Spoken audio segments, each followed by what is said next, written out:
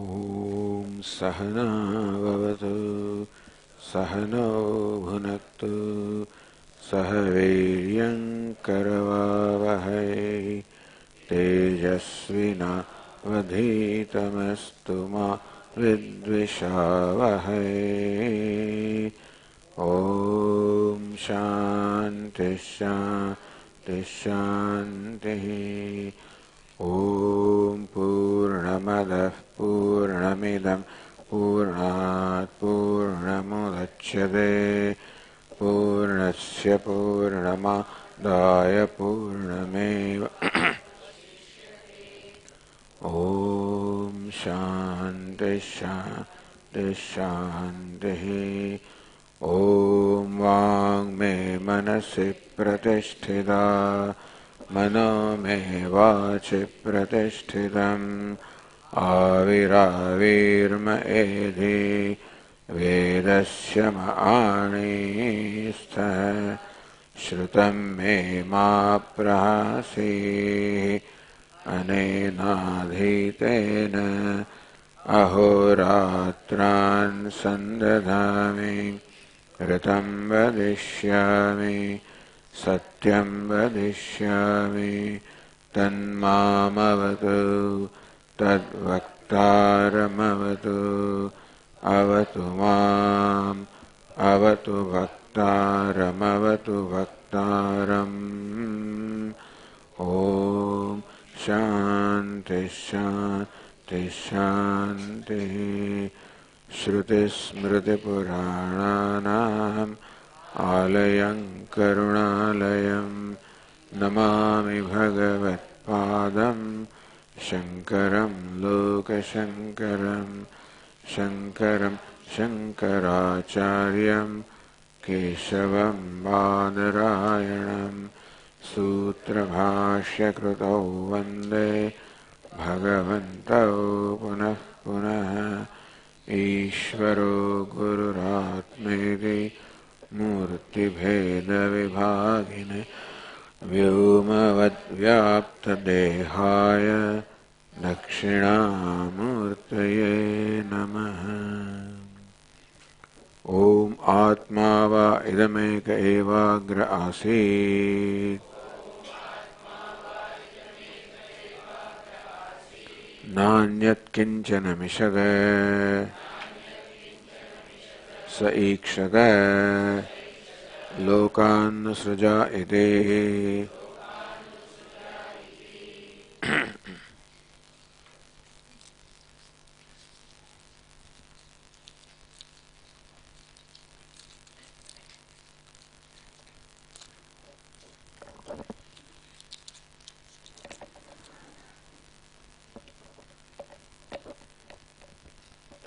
दुष्टत्वं जन्म प्रोक्तं स्पष्टं रोगादिदुष्टता।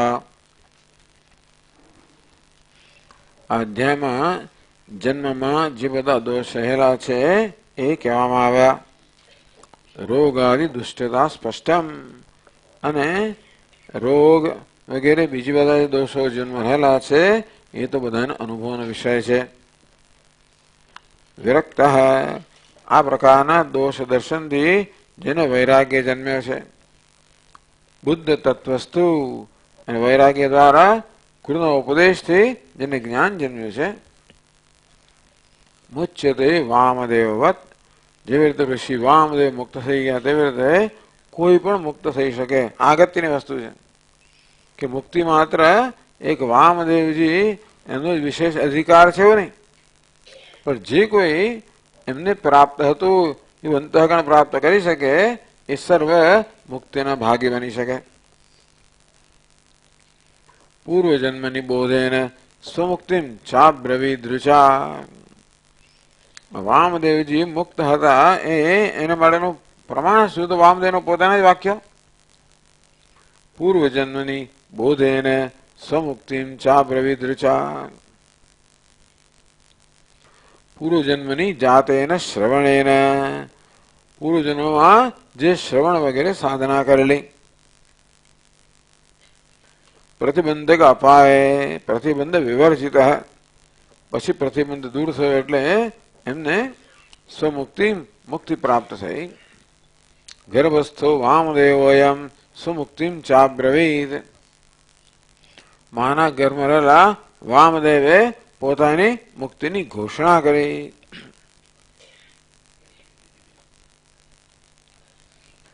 જન્મની અતીતે વેદાંતમ શ્રુત્વાપી એષ ન બુદ્ધવાન.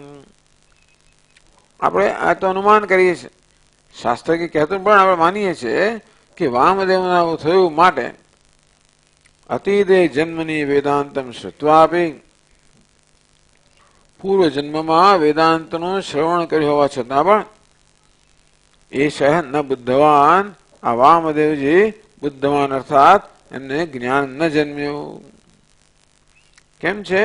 બલિના પ્રતિબદ્ધત્વાત કર્મણા જન્મ હેતુના, બલિના જન્મ હેતુના કર્મણા પ્રતિબદ્ધત્વાત, અત્યંત બળવાન કર્મ તો બીજો પુનર્જન્મ આપનારા એમના કર્મ એટલા બળવાન હતા કે કર્મ જે છે એમના માટે અવરોધરૂપ બન્યા, પ્રતિબંધરૂપ બન્યા. અંતેથી શાસ્ત્રનું શ્રવણ કરવા છતાં પણ એ જ્ઞાન પ્રાપ્ત ન કરી શક્યા પૂર્વજન્મમાં. ગર્ભે પ્રવિશ્ય તત્કર્મ વિનષ્ટમ પ્રતિબંધકમ. ગર્ભે પ્રવિશ્ય, માતાના ગર્ભમાં પ્રવેશ કરાવીને જ છોડ્યા. એ પ્રબળ કર્મ જે પુનર્જન્મ માટે જવાબદાર હતું એણે વામદેવજીને માતાના ઘરમાં પ્રવેશ કરાવ્યો છે.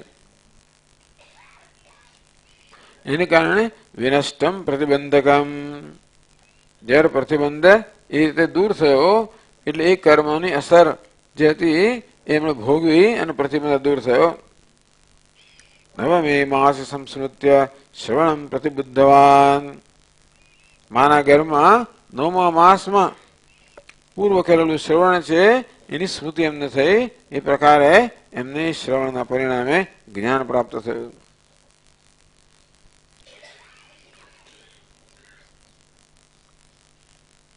તો હવે વામદેવજીની કથા આગળ કહે છે. તો 61મા શ્લોકની પહેલા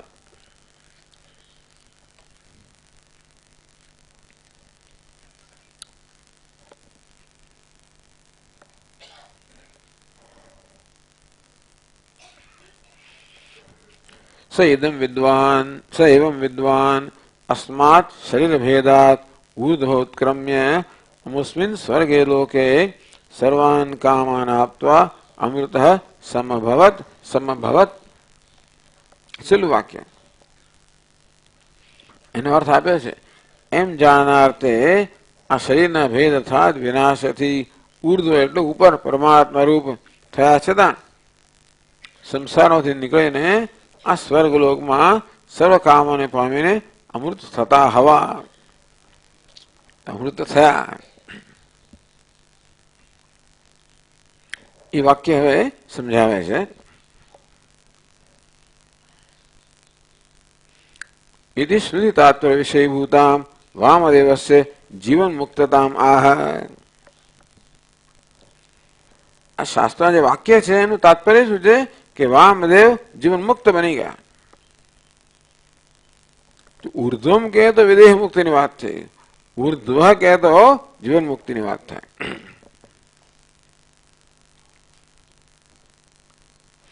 તો 61મા શ્લોકમાં કહે છે વિદ્વાન ભૂત્વા સમુત્પન્નઃ જીવન મુક્તો ભવત્તદા શરીરમાત્મનો ભિન્નમ મિથ્યેવેત્યવગચ્છતે.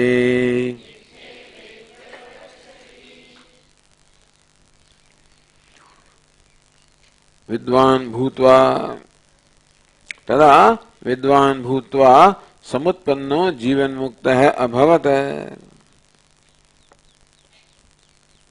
તદા ત્યારે જીવન મુક્તિ દશાયામ એમની જીવન મુક્તિ દશામાં વિદ્વાન ભૂત્વા સમુત્પન્ન જીવન મુક્ત એ જ્ઞાન વિદ્વાન થઈને જીવન મુક્ત બન્યા. સ વામદેવ આત્માનમ ગર્ભે સાક્ષાત્કૃત્ય, એ વામદેવજીએ આત્માનો ગર્ભમાં સાક્ષાત્કાર કર્યો. સમુત્પન્ન, પછી જન્મ્યા, ગર્ભમાં સાક્ષાત્કાર થયો અને પછી જન્મ્યા. જીવન મુક્તો જાત હૈ, જન્મ્યા ત્યારથી જીવન મુક્ત હતા. બાકી જે જન્મ્યો કોઈ જીવન મુક્ત ના હોય. જન્મ જ કોને માટે છે? અજ્ઞાની માટે છે. માત્ર અવતાર એમાં અપવાદરૂપ છે. ભગવાન અવતાર એટલે એ તો મુક્ત છે. એ સિવાય કોઈ જીવન મુક્ત ના જન્મે. પણ જીવન મુક્ત સમુત્પન્ન, વામદેવજી જન્મથી જ જીવન મુક્ત હતા, કારણ કે એમને ગર્ભમાં જ્ઞાન થયું. ગર્ભે સાક્ષાત્કૃત્ય સમુત્પન્ન જીવન મુક્તો જાત, એ જીવન મુક્ત રૂપે જન્મ્યા. તદા શરીરમ આત્મનો ભિન્નમ મિથ્યા એવેતિ અવગચ્છતિ. તદા ત્યારે એમનું કયા પ્રકારનું જ્ઞાન છે? એ જીવન મુક્તિ દશામાં કયા પ્રકારનું જ્ઞાન છે? આત્મનો ભિન્નમ શરીરમ મિથ્યા એવેતિ અવગચ્છતિ, કે આત્મા શરીરથી ભિન્ન છે, શરીર મિથ્યા છે. મિથ્યા એટલે જે કઈ સર્જન, જે કઈ સૃષ્ટ છે, આ સમગ્ર સર્જન મિથ્યા છે. કારણ કે બધું માયાનું સર્જન છે, એ કલ્પના છે. સમગ્ર જગત એમાં આ શરીર પણ આવી ગયું. એટલે બી ચર્ચા થઈ ગઈ પહેલા અધ્યાયની અંદર કે સમગ્ર નામ રૂપાત્મક જગત એ તો અધ્યારોપ છે, કલ્પના છે, અધિષ્ઠાન પર. કયું અધિષ્ઠાન? અસ્તિ ભાતિ પ્રિયમ સચ્ચિદાનંદ સત્યમ જ્ઞાનમ અનંતમ બ્રહ્મ, એના પર નામ રૂપનો અધ્યારોપ એટલે સર્જન. એ સર્વ નામરૂપ મિથ્યા છે. આ દેહ પણ નામરૂપ છે, દેહ પણ મિથ્યા છે. એટલે ખાસ તો અનાત્મા છે. અગત્યની વસ્તુ છે કે દેહ અનાત્મા છે, ઉપાધિ અનાત્મા છે, આત્મા નથી. તો શરીરમ આત્મનો ભિન્નમ, ખરેખર આત્મા શરીરાત ભિન્ન. શરીર આત્મા કરતા ભિન્ન છે. આત્માથી ભિન્ન એવું શરીર, એવું કહેવા કરતા શરીરથી ભિન્ન આત્મા છે. કશી વસ્તુ આત્માથી ભિન્ન ના હોય. ખરેખર અલંકારો સોનાથી ભિન્ન ના હોય, સોનું અલંકારથી ભિન્ન હોય.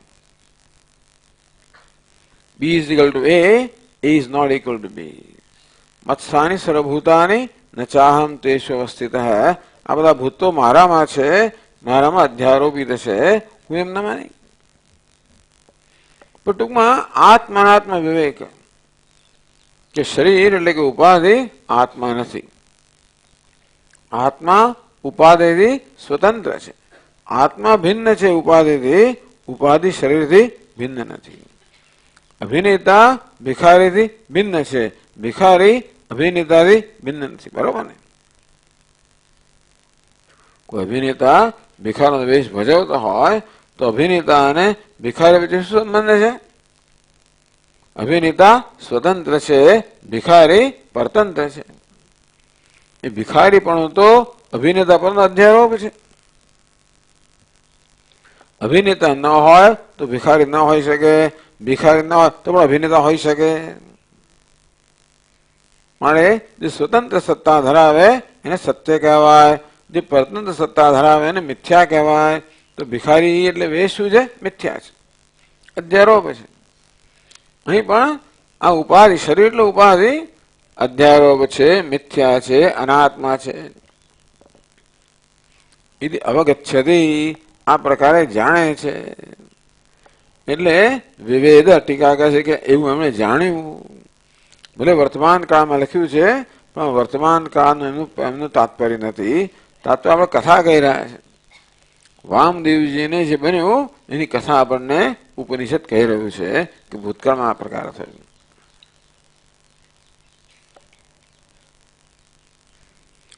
તો વામદેવજી શું કહ્યું? એમણે કહ્યું કે સેંકડો બધી જંજીરો છે એને ત્યાં અસંખ્ય દેહરૂપી જંજીરોએ અત્યાર સુધી મને નીચે બાંધી રાખ્યો હતો. હવે જે રીતે બાજ પક્ષી ઝડપથી જોરપૂર્વક જાળને તોડીને બહાર નીકળી જાય તેવી રીતે હું પણ આ બધા શરીરોની જંજીરમાંથી બહાર નીકળી ગયો છું. કે છે એ વાત ઈયંતમ કાલમે તસ્મિન ભ્રાંત્યા દેહે નિમગ્નવાન બોધેન દેહાદુત્ક્રમ્ય. એવું નથી, શું છે ભાઈ? બોધેન દેહાદુત્કૃષ્ટ અભૂત જીવ. શું છે આમાં? શું છે ભાઈ? ઉત્ક્રમ્ય જ છે ને? આ છે બોધેન દેહાદુત્ક્રમ્ય ઉત્કૃષ્ટ ભૂત જીવતામ ત્યજન.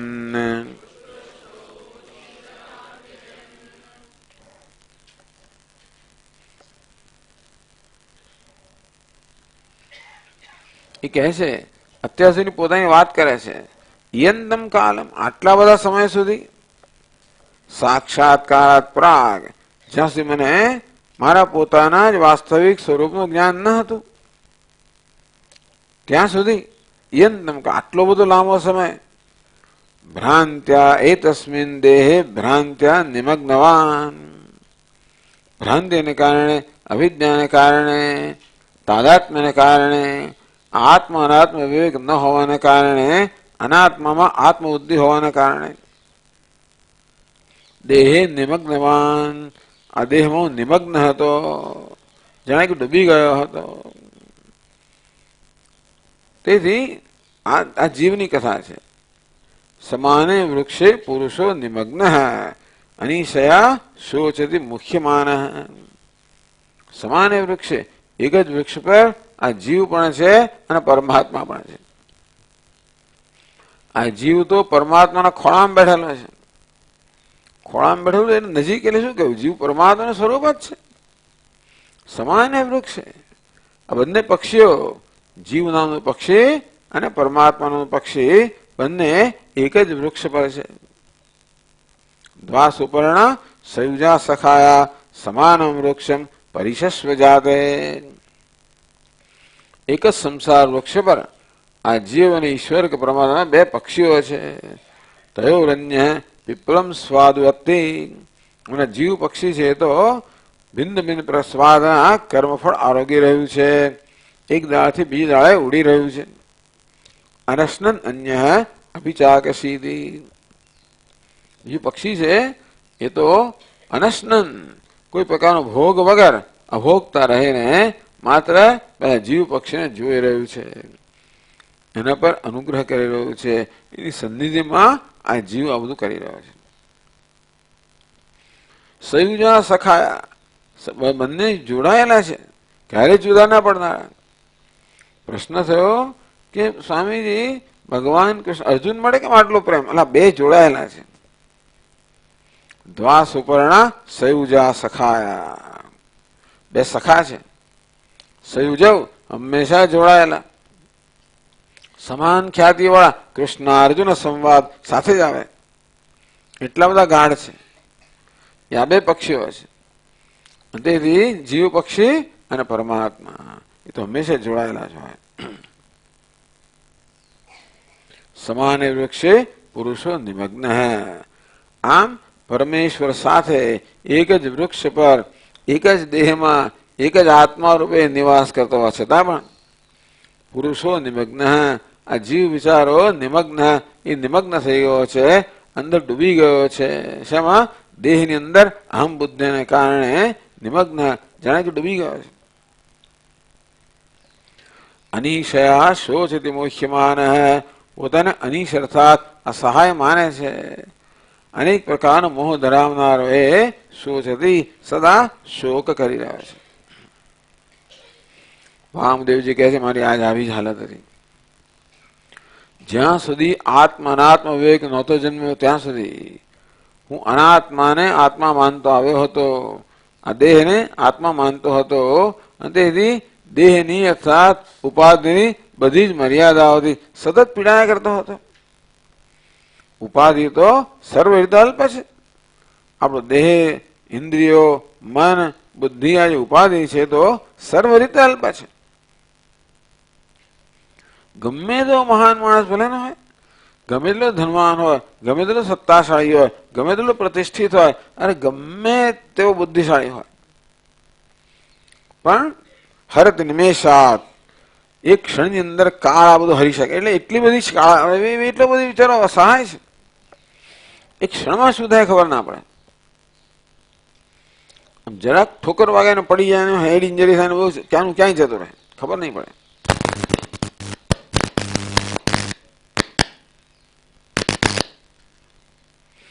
અનિશા શોચથી મુખ્યમાન, એટલે ખરેખર તો મનુષ્ય સતત શોક કરી જ રહ્યો છે.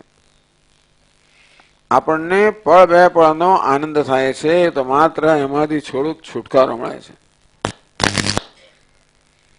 ખૂબ બધું વજન ઉચકીને આપણે ટેકરી પર ચડતા હોઈએ, થાક હાંફી ગયા હોઈએ અને વજનને બાજુમાં મૂકીએ તો ક્ષણભર નિરાંતનો શ્વાસ લઈ, એવું જ ચાલે. સ્વામીજી મહારાજ કે આ સંસાર સમુદ્ર ડૂબકા ખાઈ રહ્યો છે. ડૂબી નથી ગયો, મોટે ભાગે ડૂબે, થોડીક વાર એને તાજી હવા પાછો ગયો જ છે ને અંદર. શંકરાચાર્ય મહારાજ સમજાવે કે જેમ તુંબડું હોય, તુંબડાનો સ્વભાવ શું છે? પાણીમાં તરવું એ તુંબડાનો સ્વભાવ છે. પણ આ તુંબડાને મોટા વજનદાર પથ્થર બાંધવામાં આવ્યા હોય તો શું હાલત થાય? તુંબડું ડૂબે બિચારું.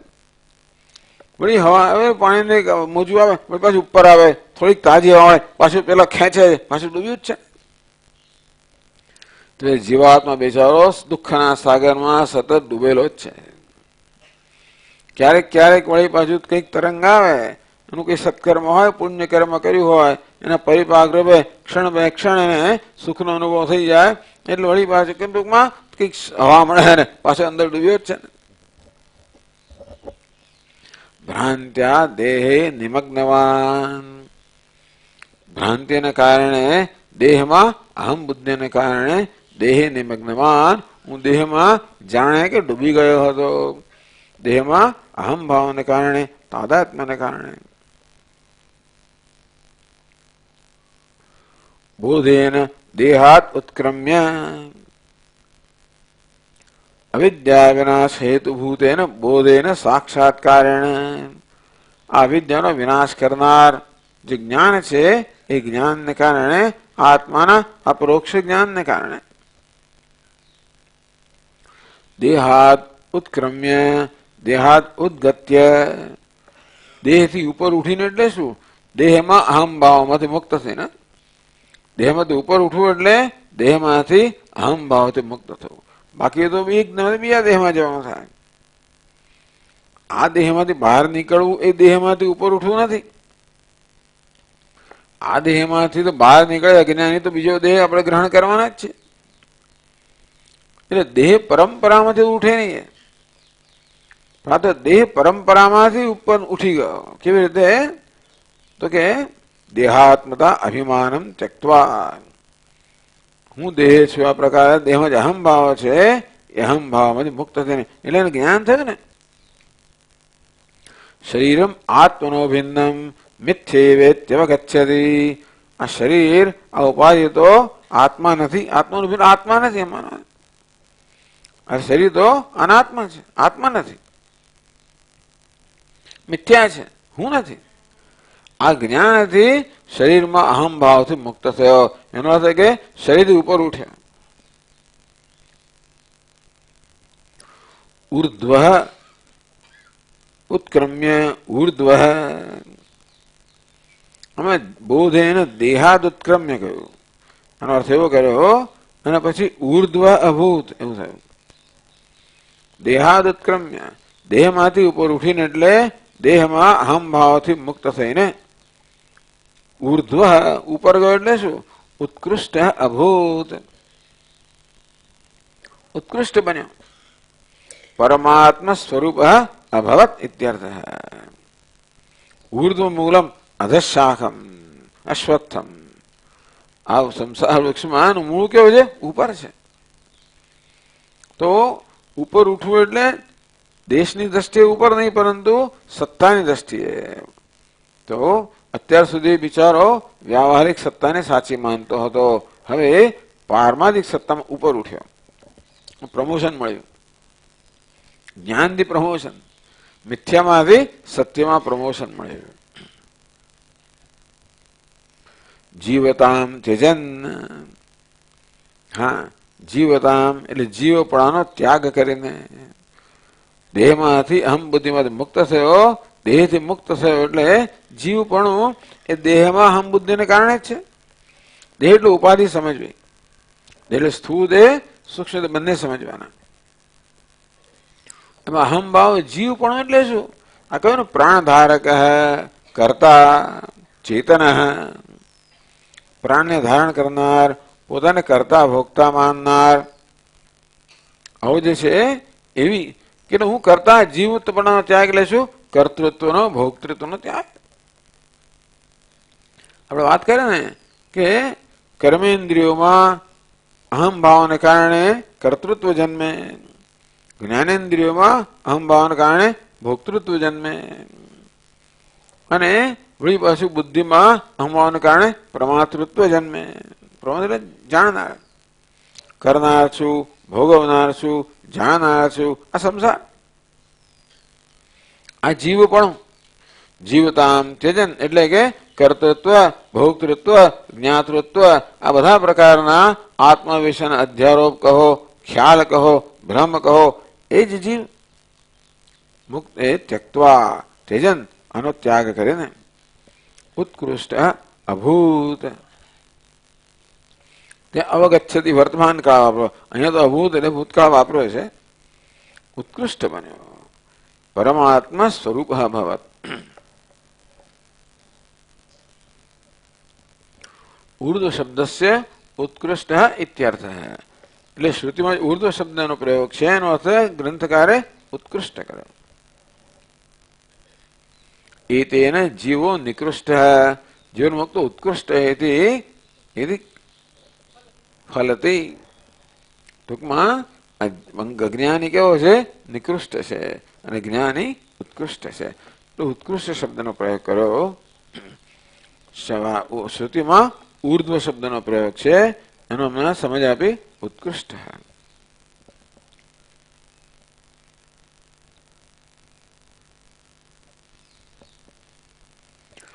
અમુષ્મિન સ્વર્ગે લોકે સર્વાન કામાન આપતો અમૃત સમભવત. તો અમુષ્મિન સ્વર્ગે લોકે પેલા સ્વર્ગ લોકમાં, આ તકલીફ છે. ક્રિશ્ચિયન લોકો પણ એમ કે ભગવાન પેલા પેરેડાઇઝમાં છે. ઇસ્લામ કે હવે એટલે શું સમજવાનું? અહીંયા એવું જ કે છે અમુષ્મિન સ્વર્ગે લોકે. આ બધા વાક્યોના જો આપણે શબ્દશ વાચ્યાર્થ લઈએ એ તો ગોટા થઈ જાય.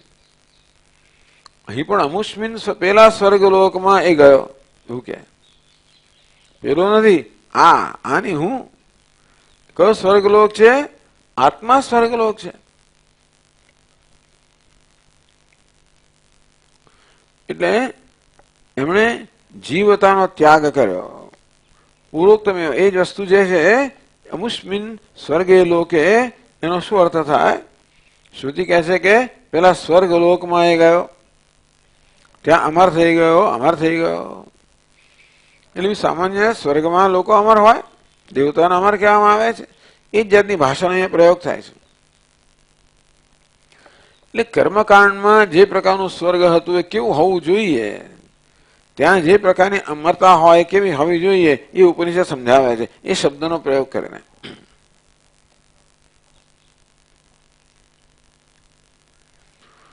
તો પછીના શ્લોકમાં કહે છે જીવત્વે પગતે તસ્ય શિષ્યતે પરમાત્મતા સ એવ સ્વર્ગતુલ્યો ભૂત ઇન્દ્રિયા વિષયત્વતઃ.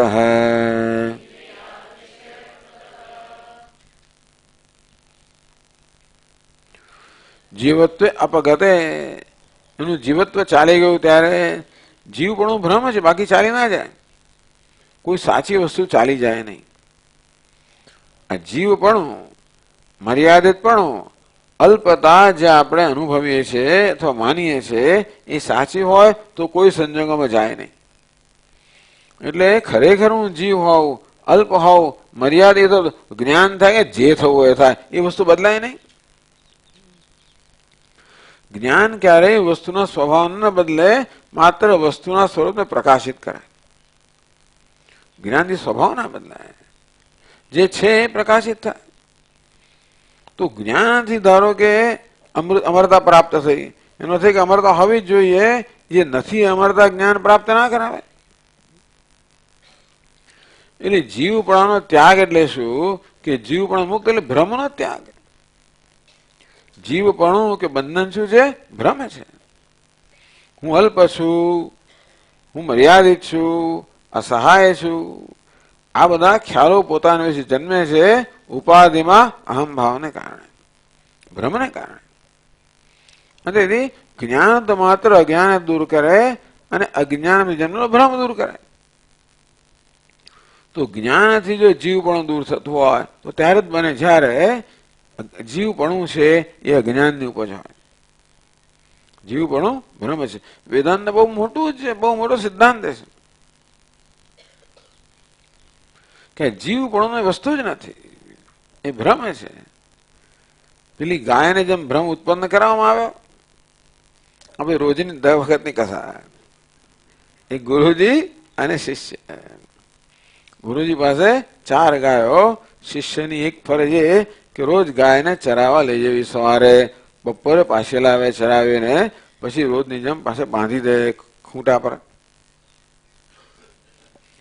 એક દિવસ જયારે શિષ્ય ઘરે આવ્યો, આશ્રમ પાછો આવ્યો બપોરે, ત્યારે જોયું કે 4 દોરડાને બદલે 3 દોરડા હતા. એક દોરડું કંઈક જતું રહ્યું, ખોવાઈ ગયું. શું થયું ભગવાન? ચોરાઈ ગયો. એટલે 4માં 3 ગાયનો બાંધી શક્યો, ચોથી ગાયને કેમ બાંધવી? એટલે ગુરુજી પાસે કહો કે ગુરુજી આને કેમ બાંધું, શું કરવું? ગુરુજી તું તારે રોજની જેમ બાંધ ને, દોરડું ક્યાંથી બાંધું? તું તારે બાંધ, રોજની જેમ બાંધ. એટલે પછી શિષ્ય ગાયને દોરી ગયો રોજની જગ્યાએ, અને જાણે કે દોરડાથી બાંધતો હોય એવી ચેષ્ટાઓ કરી. અને આશ્ચર્ય વચ્ચે ગાય ત્યાં ઉભી રહી. પછી વિશ્વાસ બેઠો નહીં. 15 મિનિટ જઈને જોઈ આવે ગાય ઉભી છે કે નથી ઉભી.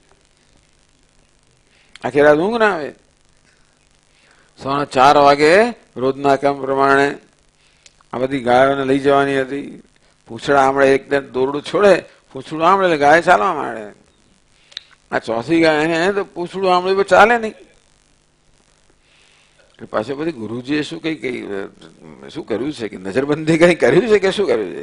ગુરુજી પાસે ગયો કે મારે આ ગાય તો ચાલતી નથી, શું કર્યું છે એને? એટલે પણ તેને છોડી મારે બાંધી દે જ ક્યાં? જે રીતે બાંધી એવી રીતે છોડ. પાછો ગયો, પાછો જણાય કે ગાયને છોડતી હોય ચેષ્ટા કરી, એના આશ્ચર્ય વચ્ચે ગાય ચાલવા માંડી.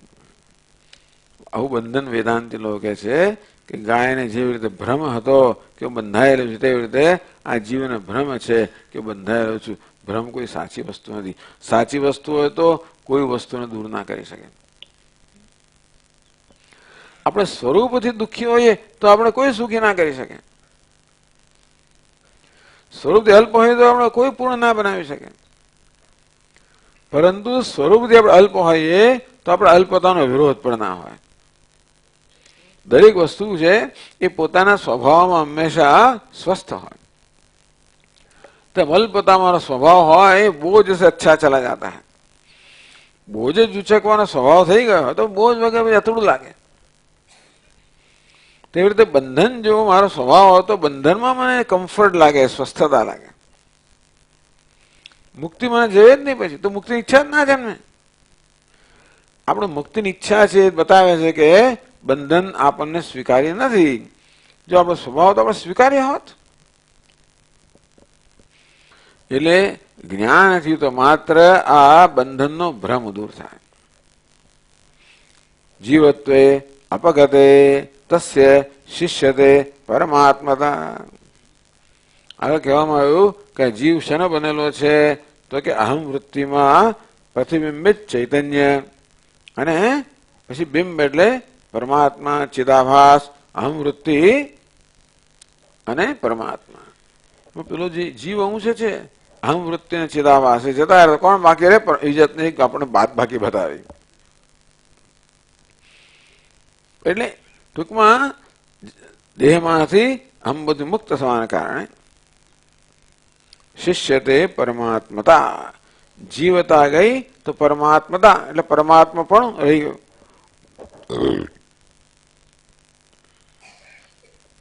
સૈવ સ્વર્ગ તુલ્યો ભૂત અમુસ્મિન સ્વર્ગે લોકે સર્વાન કામાન આપવા અમૃત સમભવત.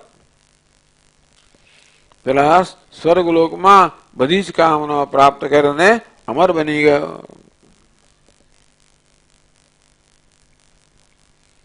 સૈવ શિષ્ટ પરમાત્મા એવ સ્વર્ગ સદૃશ બહુવ. ટૂંકમાં વામદેવજી જીવમાંથી શિવ બની ગયા. જીવ વાસ્તવમાં શિવ જ છે, માટે માત્ર પોતાના શિવપણાના એ માલિક બન્યા. શિવ તો હતા જ, પરંતુ એ શિવપણાની માલિકી નહોતી અજ્ઞાનને કારણે. જ્ઞાનથી હવે પોતે હતા એના જ માલિક બન્યા. હવે અમે કે સ્વર્ગ તુલ્યો અભૂત, અમે તો ત્યાં તો સ્વર્ગીય લોકે સર્વાન કામાન, ગ્રંથકાર સ્વર્ગ તુલ્યો અભૂત, એ સ્વર્ગ સમાન બની ગયા. ટૂંકો સ્વર્ગની ઉપમા આપી, સ્વર્ગ જેવા બની ગયા. સ્વર્ગની પણ સ્વર્ગ જેવા બની ગયા. આકાશવત સર્વગતસ્ય નિત્યેરી અત્રૈવ સ્વર્ગસ્ય અપકૃષ્ટત્વેપી ઉપમાત્વમ. ટૂંકમાં પરમાત્માને સ્વર્ગની ઉપમા આપવામાં આવે. આ સ્વર્ગ નામની કોઈ વસ્તુ નથી, પણ સ્વર્ગની ઉપમા આપવામાં આવી. સ્વર્ગ વસ્તુ હોય તો અહીંયા એ સ્વર્ગ નથી, સ્વર્ગ જેવા બની ગયા. અમુષ્મિન પેલા સર વાત કરીને પેલો માટે કોને મળે? સર્વનો વપરાય જે પરોક્ષ છે, જે ઇન્દ્રિયોનો વિષય નથી, એટલે કે જે ઇન્દ્રિય અવિષયત્વાદ. તો સૈવ સ્વર્ગ તુલ્યો અભૂત. સ્વર્ગ ખરેખર એની ઉપમા સ્વર્ગ સાથે ભગવાને આત્માને સરખાવાય નહીં, પણ આત્માને કશાય સાથે ના સરખાવાય. તો પણ એનું આપણને બોધ આપવા માટે સરખામણી કરતા હોય છે. આકાશવત સર્વગત, આકાશની જેમ પરમાત્મા સર્વવ્યાપી છે. આકાશ કે પરમાત્મા સર્વવ્યાપી નથી, છતાં પણ સર્વવ્યાપીતાનો ખ્યાલ આપણને આકાશ પરથી આવે. પછી ખ્યાલથી પણ પછી મુક્ત થઈને ખરા સર્વવ્યાપિત્વને જાણવાનું.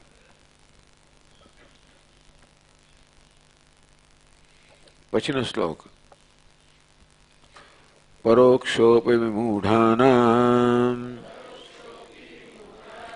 વિદ્વદ્ભિરવલોક્યતે સર્વેપી વિષયાનંદાઃ પ્રાપ્તા દૃષ્ટે નિજાત્મની.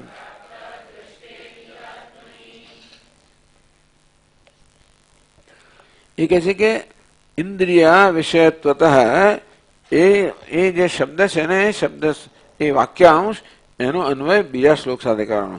ઇન્દ્રિય વિષયત્વત પરોક્ષોપી વિમૂઢાનામ. આત્મા પરોક્ષ છે કોના માટે? વિમૂઢા. વિમૂઢા નાનું પશ્યંતી. જે મૂળ લોકો છે જેમની દ્રષ્ટિ બહિર્મુખ છે, આત્માને જોતા નથી, એમને પણ આત્મા કેવો છે? પરોક્ષ છે, કે ઇન્દ્રિયનો વિષય નથી. જે લોકો માત્ર ઇન્દ્રિયના વિષય જોવા જેટલી જ ક્ષમતા ધરાવે છે, ઇન્દ્રિયોનો પ્રકાશક છે, એને જોવાની ક્ષમતા જેને પ્રાપ્ત કરી નથી. પણ ઇન્દ્રિયો જેને પ્રકાશિત કરે છે એ જ માત્ર જુએ છે. યન મનસા ન મનુતે યેન આહુર મનોમતમ યદ ચક્ષુષા ન પશ્યતિ યેન ચક્ષુંષી પશ્યતિ યદ વાચા અનભ્યુદિતમ યેન વાગ અભ્યુદ્યતે. ઇન્દ્રિયથી અતીત એટલે શું? જે વાણી વડે પ્રગટ ના થાય, પણ જેને કારણે વાણી પ્રગટ થાય છે. જે ચક્ષુથી ન જોઈ શકાય, પણ જેને કારણે ચક્ષુ જુએ છે. જે મનથી મંતવ્ય માની ન શકાય, પણ જેને કારણે મન મંતવ્ય કરે છે. ટૂંકમાં જે બધી ઇન્દ્રિયોનો પ્રકાશક છે, ઇન્દ્રિયનો વિષય નથી, ઇન્દ્રિયોનો પ્રકાશક છે. ચૈતન્ય ઇન્દ્રિયનો વિષય નથી, પ્રકાશક છે. પણ જે લોકો સ્થૂળ દૃષ્ટિના છે એ માત્ર ઇન્દ્રિયોના વિષયને જોવા પૂરતી જ ક્ષમતા ધરાવે છે. હજી એ લોકો ઇન્દ્રિયોના પ્રકાશકને જોવાની ક્ષમતા ધરાવતા નથી. એમના માટે ઇન્દ્રિયો પ્રકાશક પોતાનું સ્વરૂપ છે, છતાં પણ પરોક્ષ છે. પૂર્ણમ અધઃ, અધઃ પણ પરોક્ષ, અધઃ આત્મા પૂર્ણ છે, છતાં પણ એને પરોક્ષ છે. ઇન્દ્રિય અવિષયત્વતઃ વિમૂઢાનામ પરોક્ષો ભી.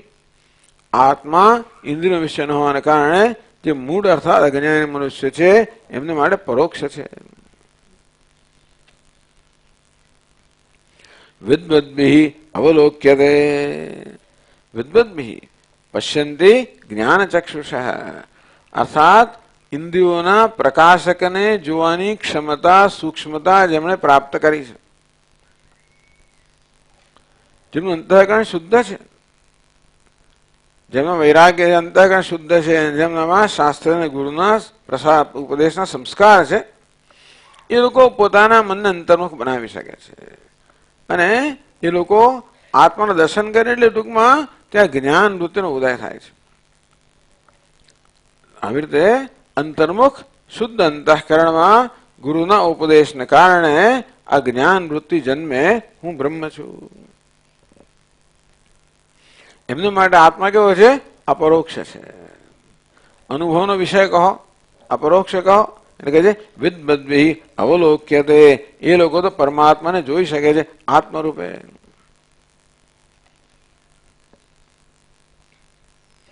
ઇન્દ્રિય એટલા માટે સ્વર્ગ એટલે કયું ભાઈ? સ્વર્ગોપી અસ્મદ ઇન્દ્રિય અગોચર. કેમ સ્વર્ગ શબ્દ વાપરવામાં આવ્યો? સ્વર્ગ પણ આપણી ઇન્દ્રિયોને અગોચર છે. પરમાત્મા ભાવોપી અગોચર, પરમાત્મા પણ ઇન્દ્રિય અગોચર છે. એ સરખામણી હોવાને કારણે, એ સામ્ય હોવાને કારણે પરમાત્મા માટે સ્વર્ગ શબ્દનો પ્રયોગ થયો.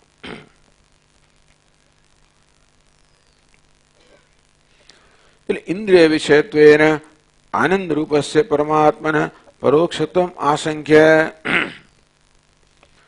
કોઈ કહે કે ભાઈ આત્મા તો ઇન્દ્રિયનો વિષય નથી, તો શું પરોક્ષ છે? તો કે ના, પરોક્ષ નથી.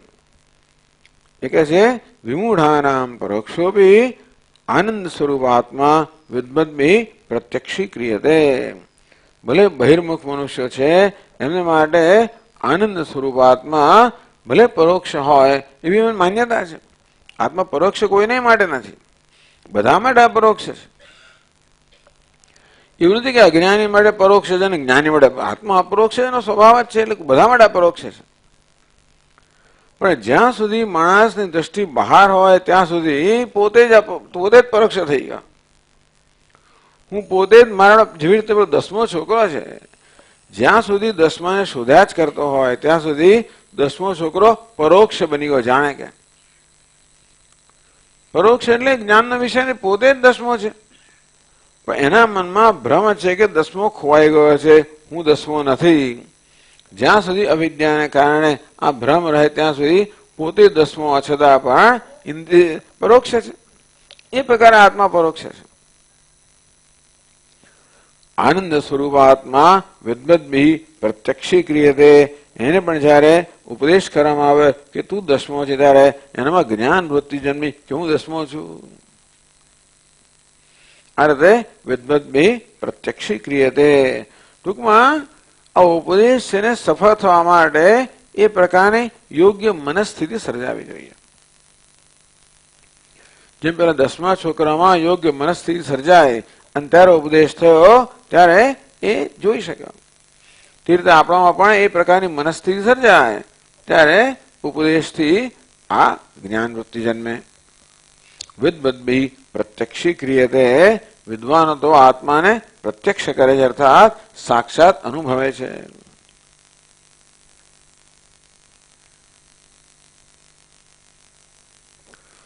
તો એ સ્વર્ગ તુલ્ય, આત્માને સ્વર્ગ તુલ્ય કેમ કહ્યો? ઉપપાદયતી.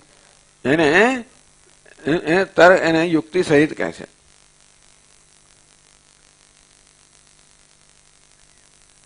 કે જે સર્વેપી વિષયાનંદા પ્રાપ્તા દૃષ્ટિ નિજાત્મની. આ સ્વર્ગની બીજી તુલના કરી. એક ટીકાકાર એમ કહે છે કે સ્વર્ગ કેમ કહ્યું? સ્વર્ગ આપણી દ્રષ્ટિનો વિષય નથી, આત્મા માટે બને. અહીં શું કહે છે? સ્વર્ગમાં આનંદ મળે છે અને આત્મામાં આનંદ મળે છે, માટે સ્વર્ગના આનંદ આત્માને સ્વર્ગ સાથે સરખાવે. સર્વેપી વિષયાનંદા પ્રાપ્તા દૃષ્ટિ નિજાત્મની. આ સતી સપ્તમી છે. નિજાત્મની દૃષ્ટિ એટલે તસ્મિન દૃષ્ટિ પરાવરે, એ પરાવરના દર્શન થાય ત્યારે. તેવી રીતે નિજાત્મની દૃષ્ટિ પોતાના આત્માના દર્શન થાય ત્યારે. સર્વેપી વિષયાનંદા પ્રાપ્તા, બધા જ વિષયોના બધા જ આનંદ છે એક સાથે પ્રાપ્ત થઈ જાય. એનું નામ સ્વર્ગ. સ્વર્ગ એટલે શું? જ્યાં ભરપૂર આનંદ છે, જ્યાં બધા જ વિષયો છે, એવી કલ્પના સ્વર્ગ વિશે છે. આત્માના જ્ઞાનમાં પણ બધો જ આનંદ પ્રાપ્ત થઈ જાય. સ્વર્ગમાં કેવો આનંદ પ્રાપ્ત ના થાય, તો સ્વર્ગમાં મર્ત્યલોકની તુલનામાં સ્વર્ગમાં અત્યંત આનંદ પ્રાપ્ત થાય ખરો. જ્યારે જ્ઞાની પુરુષને તો સર્વ આનંદ પ્રાપ્ત થાય, પૂર્ણ અનંત આનંદ પ્રાપ્ત થાય. એ આત્માનું સ્વરૂપ છે.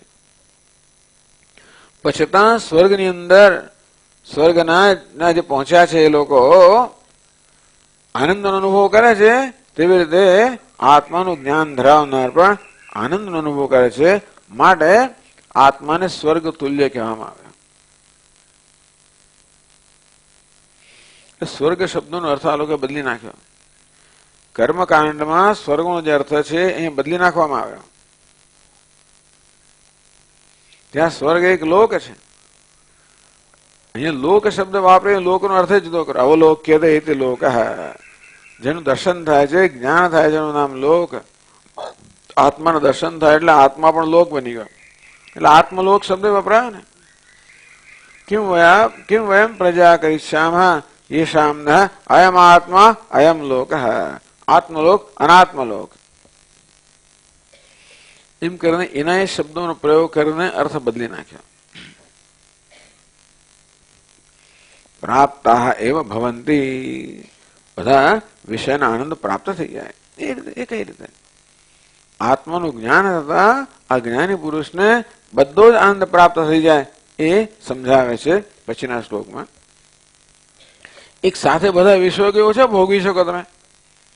એ કહે છે બધા વિષયાનંદા પ્રાપ્ત સર્વેપી, બધા વિષયોનો આનંદ પ્રાપ્ત થઈ જાય. એ કરે કેવી રીતે માણસ? ખાય કેટલી 5 ઇન્દ્રિયો બધા કેટલા વિષયો ભોગવો તમે?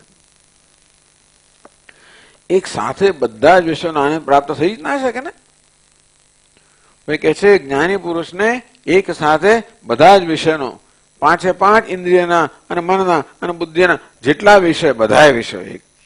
ખાલી આપણે તો સ્વાદ લઈએ ત્યારે એક સ્વાદ લઈએ એક સાથે કે બધા સ્વાદનો આનંદ આવે. શબ્દ શ્રવણ કર્યું તો એક શબ્દનો આનંદ આવે, બધા શબ્દોનો આનંદ એક સાથે ના આવે. આ તો કહે છે કે જ્ઞાન થાય ત્યારે બધા જ વિષયોનો આનંદ એક સાથે પ્રાપ્ત કરે છે. એ કઈ રીતે એ સમજાવે છે પછીના શ્લોકમાં. આત્માનંદ સમુદ્રસ્ય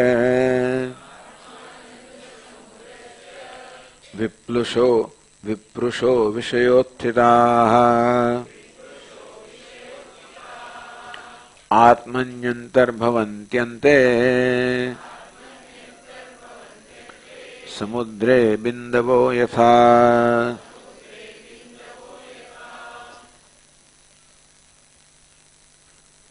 વિષયોત્થિતાઃ આનંદાઃ આત્માનંદ સમુદ્રે વિપૃષઃ. કે ભાઈ આત્માનંદ એટલે આત્માનો આનંદ નહીં, આત્મા એવ આનંદ રૂપ. આમ તો વિષયાનંદ એટલે વિષયોનો આનંદ. તો કોઈ માને આત્મા એટલે આત્માનો આનંદ કેવું કહેવાય, પણ એનો અર્થ ખરેખર આત્મા જ આનંદ સ્વરૂપ છે. આત્માનો આનંદ એમ કહીએ તો આત્માના આનંદ બે જુદા થઈ જાય. છઠ્ઠી વિભક્તિ આવે ને, સંબંધ ષષ્ઠી થઈ ગઈ. આત્માનો આનંદ એટલે આત્માના આનંદ જુદા હોય એવું થાય. એટલે કે આત્મા સ્વયં આનંદ સ્વરૂપ છે. એ કેવો છે? સમુદ્ર. એ જાણે કે સમુદ્ર સમાન છે. ટૂંકમાં આનંદ આત્મા કેવો છે? અનંત આનંદ સ્વરૂપ છે, પૂર્ણ છે. આ એક બહુ જ આપણને મહાન આશ્વાસન આપનારી વસ્તુ છે કે છેવટે અત્યારે જે થતું એમ જે ખરું, પણ આપણે છેવટે કોણ છીએ ખબર છે? આનંદના સમુદ્ર છે. એટલું યાદ રાખીને થોડુંક આશ્વાસન કરી શકાય. દુનિયા બહુ દુઃખ આપતી હોય અને બહુ દુઃખ પડતું હોય ત્યારે પણ આટલું તો આપણે યાદ કરાવી શકીએ પોતાની જાતને કે આ કોને દુઃખ થાય છે, જે આનંદ સ્વરૂપ છે. એક દડો જવાનું છે. કારણ કે મિથ્યા હંમેશા ટકી ના શકે ને. મિથ્યા વસ્તુ સત્યમેવ જયતે નાનૃતમ. સત્યને મિથ્યાની સતત લડત ચાલે જ છે આપણા અંતઃકરણમાં, અને મોટે ભાગે મિથ્યા જીતી જાય છે. બરાબર છે. તો બહુ લાંબી લડત ચાલી. જેમ ભગવાન રામચંદ્રને રાવણ સાથે કેટલા દિવસો યુદ્ધ કરવું પડ્યું, તેવી રીતે અહીં પણ યુદ્ધ કરવું પડે. જન્મ પણ છેવટ તો હારવાનું જ છે. સત્યમેવ જયતે નાનૃતમ. અનુત છે, મિથ્યા છે, એ સત્ય સામે હંમેશા ના ટકી શકે. અત્યારે બહુ જોર કરવું પડે છે કે ચાલ કઈ ખસતું જ નથી, કશું એવું લાગે છે આપણને, કઈ થતું જ નથી. કઈ વાંધો નહીં, ધક્કો માર્યા જ કરવાનો. પેલું ફ્રિક્શન એવું હોય ને, એને બધે ખસે નહીં, પણ જોર કર્યા કરો, ધીમે ધીમે ખસશે. તેવી રીતે એટલે આપણને કહ્યું તમે જપ કરો, કશું નહીં, રામ રામ રામ બોલો. રામ એટલે સત્ય. જેટલી વાર બોલો એટલી વાર હું સત્યને મહત્વ આપું છું. આપણે વર્ગમાં આવીએ, શાસ્ત્રોનું શ્રવણ કરીએ, એ જ બતાવે છે કે આપણે સત્ય માટે મૂલ્ય છે. અને આપણે જે આ અજ્ઞાનની ચુંગાલમાં ફસાયેલા છે એ બધું મુક્ત થવું છે. એ જ બહુ મોટી વસ્તુ છે.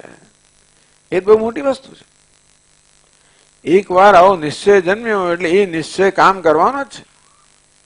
આજે ને તો કાલે, પણ ત્યાં સુધી ટકી રહેવાનું. એ નિશ્ચય કામ ના કરતા ટકી રહેવાનું આપણું કામ છે. એટલે લાગેલા રહેવું, બસ લાગેલા રહેવું. જે કરીએ છે એમાં લાગેલા રહેવું. હિંમત હારવી નહીં, ધીરજ રાખવી, લાગેલા રહેવું. કારણ કે ક્યાં જવાનો છે? અહીં જ છે. એવું હોવાને કારણે ક્યાં જતો રહેવાનો છે? ક્યાં સુધી છોડીને તારો હાથ પકડીને તું છોડીને જતો રહો, ભલે ને જતો રહો, ક્યાં સુધી જતો રહેવાનો છે? બહુ હકથી કહે છે ભક્ત લોકો, ભગવાન હકથી કહે છે કે જોવું તો ખરો ક્યાં જતો રહે છે. તું હાથ છોડીને ગયો, અમારા હૃદયમાંથી જા તો હું જોઈ લઉં કે કેવો તું જાય છે. એટલે તેવી રીતે શંકરાચાર્ય આવું જ કહે છે.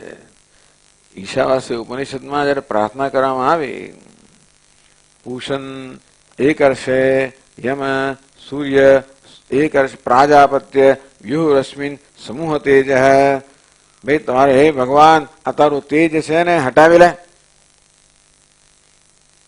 યત તે રૂપમ કલ્યાણતમ તત્તે પશ્યામી. તારું કલ્યાણતમ રૂપ છે મારે જોવું છે. હું કઈ ભિખારીને વિઘ્ન નથી માંગતો, એવું કહે છે ત્યાં આગળ. આ તો મારો હક છે કે તમારો આત્મ સ્વરૂપ છે.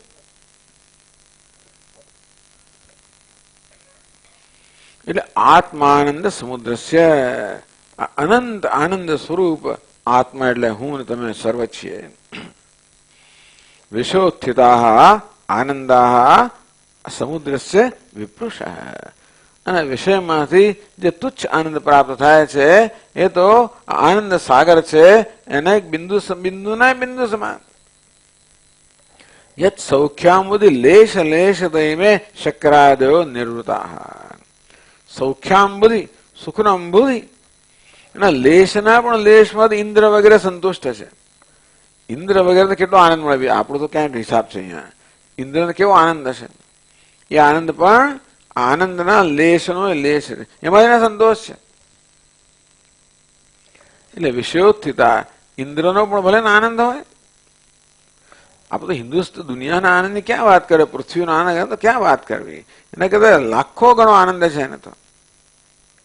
એ પણ આ આત્માનંદના આનંદ સમુદ્રના માત્ર એક લેશનો પણ લેશ છે. સૃગાદિ વિષય સંપર્કાદિના આવિર્ભૂત આનંદા બિંદવ.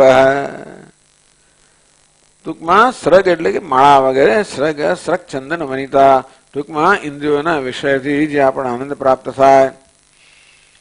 ઇન્દ્રિયની જ વાત કરે, એ સિવાય કેટલા આનંદો જીવનમાં છે. ઇન્દ્રિયોનો આનંદો કઈ નથી. આપણે ભિન્ન ભિન્ન સ્તરે આનંદ મેળવતા હોઈએ છીએ. આપણે લાગીના સ્તરે આનંદ મેળવીએ છીએ, બુદ્ધિના સ્તરે આનંદ મેળવીએ છીએ, અહંકારના સ્તરે આનંદ મેળવીએ છીએ.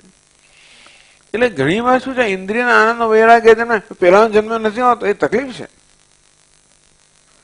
ઇન્દ્રિયના આનંદનો વૈરાગ્ય જન્મ્યો હોય, એવું જીવન જીવું છું, ખાવા બધું એ ખરું, પણ બીજા બધા આનંદો છે. લાગેના સ્તરનો એક આનંદ છે, બુદ્ધિના સ્તરનો આનંદ છે,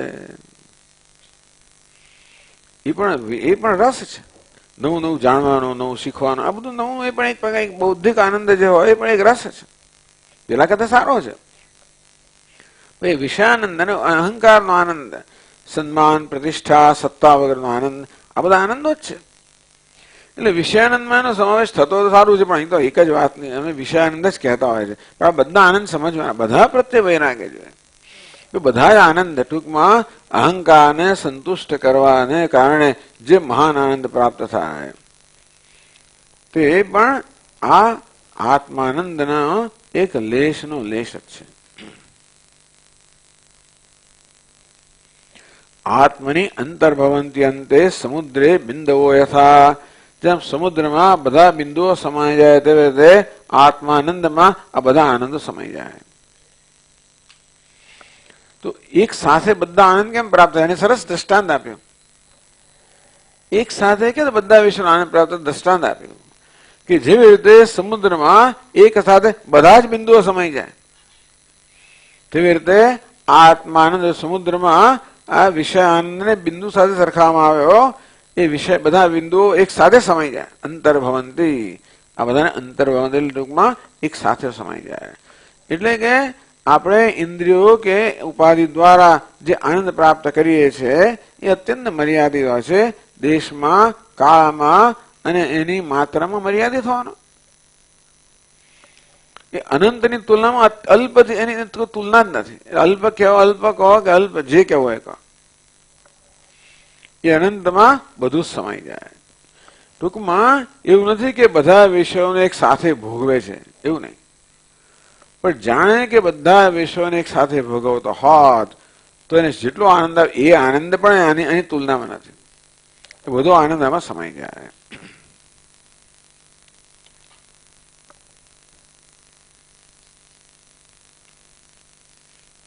એ દ્રષ્ટિએ કહેવામાં આવ્યું કે બધા વિષય આનંદને પ્રાપ્ત થઈ ગયા. જાણે કે સોષ્ણુતે સર્વાન કામાન સહ બ્રહ્મણા વિપશ્યતા ઇતિ.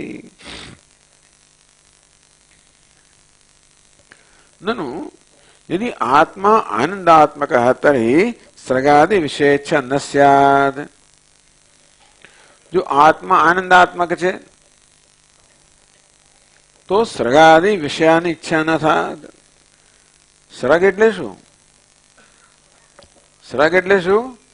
માળા. ક્યાંથી મળ્યું તમને? હા, ક્યાં લખેલું છે? પાદનોદમાં છે. તો બરાબર. એટલે સ્વતંત્ર કહે નહીં. હું આ ઉત્તર માંગતો હતો કે પાદનોદમાં લખેલું છે એટલે ફૂલની માળા. ચાલો, માળા, ફૂલની માળા. તો સર્ગાદિ વિષય છે.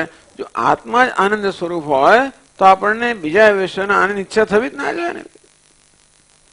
માણસ પોતે અબજપતિ હોય તો એને કે 5-50 રૂપિયાની ઈચ્છા થવાની છે? જે વસ્તુ આપણી પાસે એની ઈચ્છા કેમ થાય? શા માટે થાય? જે વસ્તુ આપણી પાસે જ છે એની ઈચ્છા તો ન જ થાય ને. તો આનંદ, આત્મા આનંદ સ્વરૂપ, હું આનંદ સ્વરૂપ છું, તો આ બધા તુચ્છ વિષયોની ઈચ્છા જન્મે છે એ ના જન્મવી જોઈએ. એનો કહેવાનો વાત એ છે કે ઈચ્છા જન્મે પણ આત્મા આનંદ સ્વરૂપ ન હોવો જોઈએ. કારણ કે આપણને વિશ્વની ઈચ્છા જન્મે છે એ બતાવે છે કે તમે કહો છો એ સાચું નથી. આત્મા આનંદ સ્વરૂપ હોત તો આ તુચ્છ વિષયોની ઈચ્છા ન જન્મી હોત. એ જન્મે છે માટે અમને સંશય થાય છે કે આત્મા આનંદ સ્વરૂપ છે કે શું છે. એ શંકાનું અહીંયા સમાધાન કરે છે 66મા શ્લોકમાં. આત્મન્યાનંદમ અજ્ઞાત્વા વિષયેષુ સ્વવિભ્રમાદ બાહ્યમિચ્છતિ તલ્લાભાદ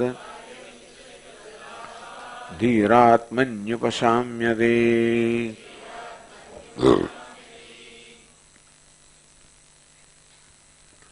આત્મની આનંદમ અજ્ઞાત્વા, આત્મા આનંદ સ્વરૂપ છે ન જાણતા હોવાના કારણે, ભલે ને તમે કરોડપતિ હો ને અબજપતિ હો, પેલો મોટો ખજાનો તમારી પાસે છે, પણ એ ખજાનો જમીનમાં દાટેલો છે, જ્યાં સુધી ખબર ના હોય ત્યાં સુધી આપણે તો ભિખારી જ છીએ ને. તો મહાન ખજાનો દાટેલો પણ ખબર ના હોય તો, એવું છંદ ગોપેશ્વર કહે છે ને કે ખેતરની નીચે મોટો ચરુ દાટેલો છે, રોજ એના પર ચાલે જ પેલો ખેડૂત, આમથી તેમ તેમથી તેમ, ખબર જ નથી એને કે શેના પર ચાલી રહ્યો છે. તો રોજ આપણે સુષુપ્તિમાં જઈએ છીએ, આત્માનો અનુભવ કરીએ છીએ, રોજ કરીએ અને પાછા આવીએ, ખબર નથી પડતી કે આપણું આ સ્વરૂપ છે. આત્માનંદે રસમાત્માન અપરિજ્ઞાય, એક રસ, આત્મા એક રસ એટલે કે એમાં દુઃખનો લેશ નથી, એવો આનંદ છે.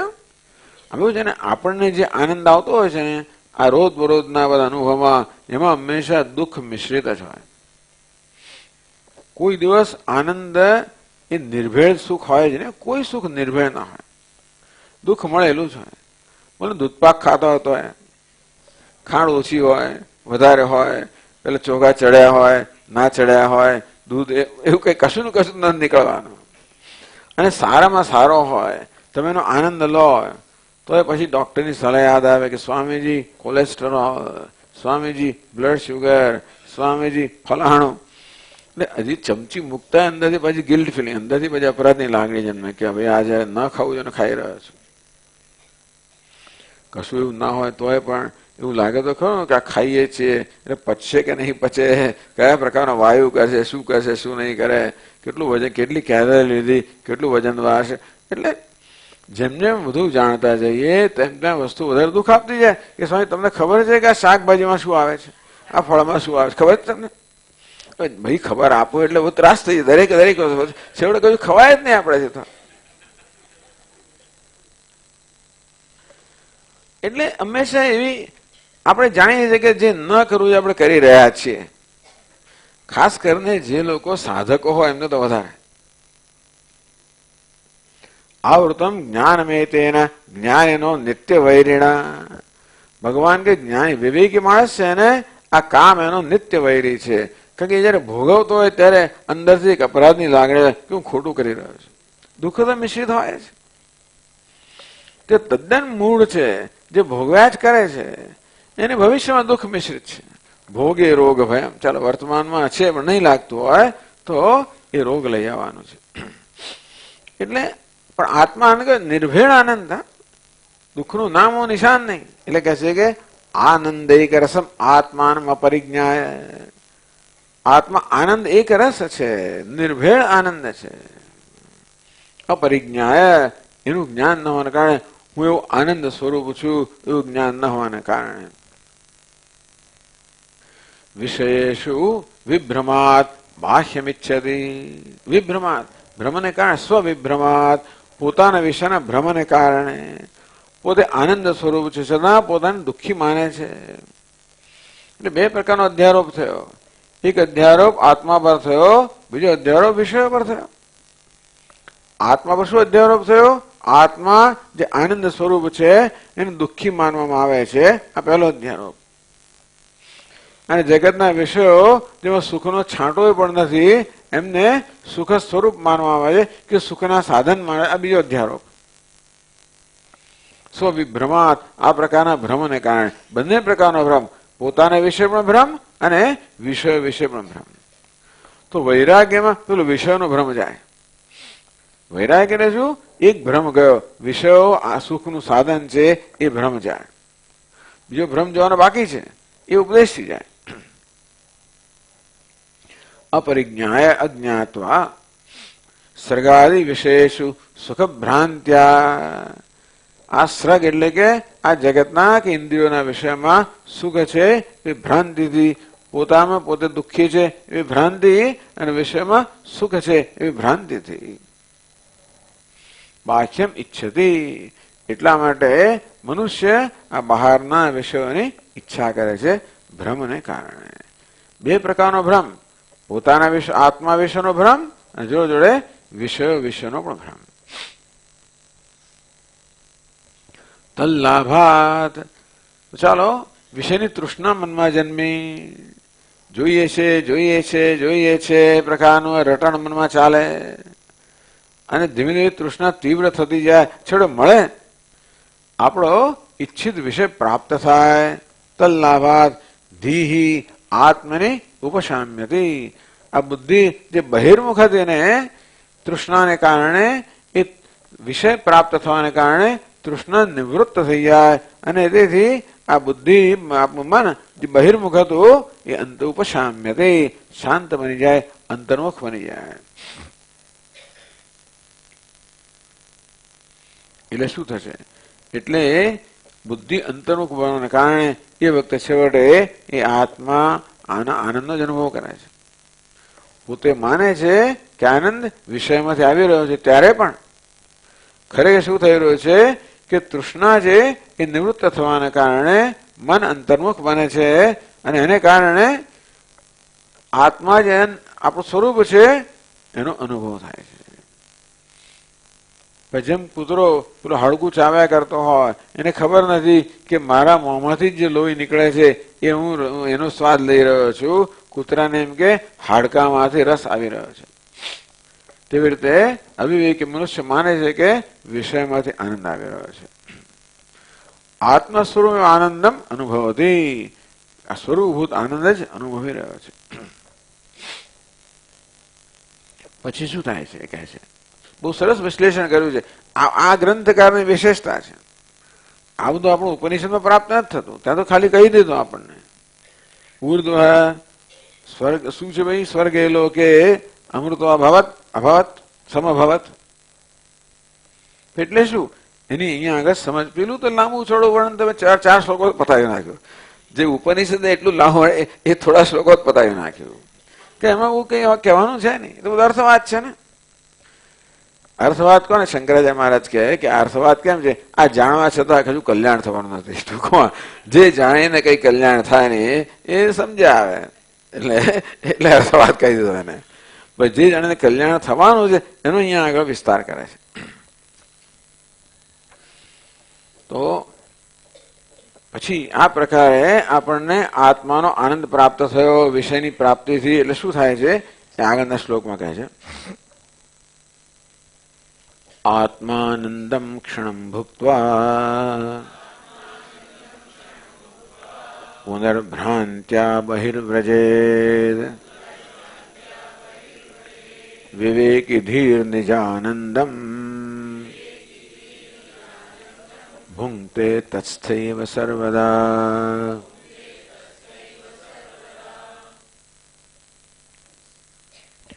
આત્માનંદમ ક્ષણમ ભુક્ત્વા, પણ એ અંતર્મુખ મન જે વિષયને કારણે થયું છે. આમાં શું છે? આપણે હંમેશા આપણો કાન આવું પકડવાનો પ્રયત્ન કરીએ છીએ. આપણે આત્માનો આનંદ જ અનુભવીએ છીએ, તો વિષય દ્વારા આપણે આ પ્રકાર અનુભવ તો ક્યાં સુધી પકડી રખાય? એટલે વિષયની પ્રાપ્તિને કારણે મન અંતર્મુખ બન્યું. એક ક્ષણભર આપણને આત્માનો આનંદ મળ્યો, પણ ક્યાં સુધી ટકે? જ્યાં સુધી બીજી ઈચ્છા ન જન્મે ત્યાં સુધી. વિષયનો છેવટો બિચારા વિષયની ક્ષમતા કેટલી. પછી આપણે થોડીક વારમાં આપણું મન કે બસ બહુ થયું, બીજું લાવો ભાઈ. દૂધપાક 2 વાડકે પીધો કે ત્રીજું બીજું આપો. આજે કે ફરસાણ બનાવ્યો કે નથી બનાવ્યો એવો પ્રશ્ન થાય મનની અંદર પાછું. એક વસ્તુનો આનંદ કેટલે ક્યાં સુધી તમે લઈ શકો? દરેક વસ્તુની મર્યાદા છે અને આપણી પોતાની મર્યાદા છે. એટલે આત્માનંદમ ક્ષણમ ભુક્ત્વા, લોકોમાં જે આત્માનો આનંદ છે એને ક્ષણભર ભોગવીને પુનર્ભ્રાંત્યા બહિર્વ્રજેત, વળી પાછો એને એની મર્યાદા આવી ગઈ. આનંદ આપવાની કે આનંદનું સાધન બનવાની વિષયની મર્યાદા હોય છે, મર્યાદા આવી ગઈ. ખરેખર તો કોઈ વિષય આપણને સુખ આપે છે એ આપણા પૂર્વના પુણ્યને કારણે. કોઈ વિષય એ વિષય પણ નથી આપતો. કશીક વસ્તુ સુખ આપે તો સમજવું કે આપણા પૂર્વના પુણ્ય કર્મને કારણે સુખ મળે છે.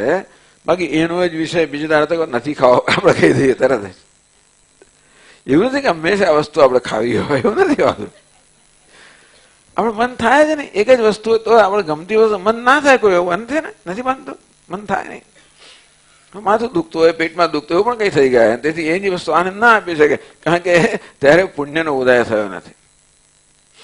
એ પુણ્ય કેટલું ટકે? એ પુણ્ય જેટલી ક્ષણ ટકે એટલી ક્ષણ આનંદ આપે, પછી જતું રહે એટલે પેલો આનંદ પણ જતો રહે. આત્માનમ ક્ષણમ ભૂક્તવા, વળી પાછો ભૂખ્યો નો ભૂખ્યો, વળી પાછો તરસ્યો ને તરસ્યો, સુખનો તરસ્યો થઈ ગયા પાછો.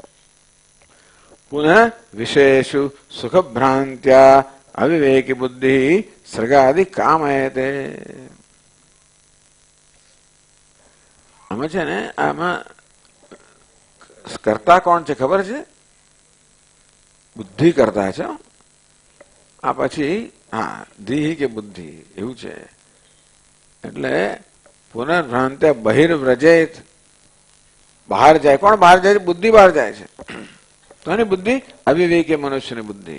કઈ એ તો માને છે કે ત્યાંથી આનંદ આવે ને. અવિવેકી એટલે કેમ કે એને વિવેક નથી. જયારે સુખનો અનુભવ કરે ત્યારે એવો વિવેક નથી કે આ સુખ તો આત્મામાંથી આવી રહ્યું છે.